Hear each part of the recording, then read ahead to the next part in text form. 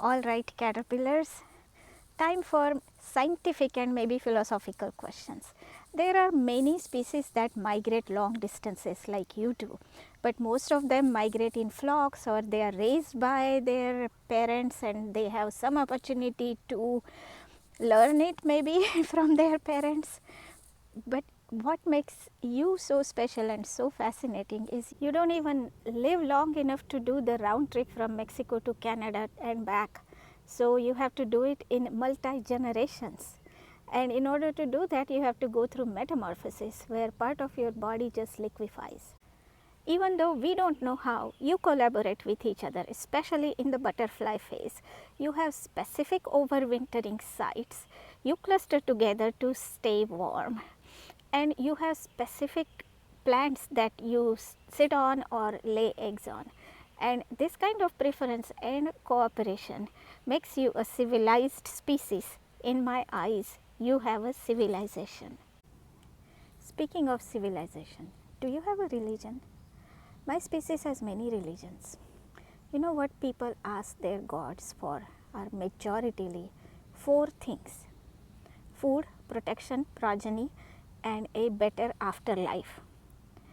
And that is basically what I have provided you here by planting these milkweed plants, because you will only lay eggs on milkweed in your caterpillar phase. You solely feed on the milkweed leaves and the blossoms. So I've given you what people normally ask God for. Does that make me a goddess in your eyes? And if you had that kind of a consciousness, you would also know that my civilization is destroying your habitat in many ways. So it is really a clash of civilization, and that makes me evil in your eyes. So am I a evil goddess in your eyes? A fair question, really. Another question comes to my mind.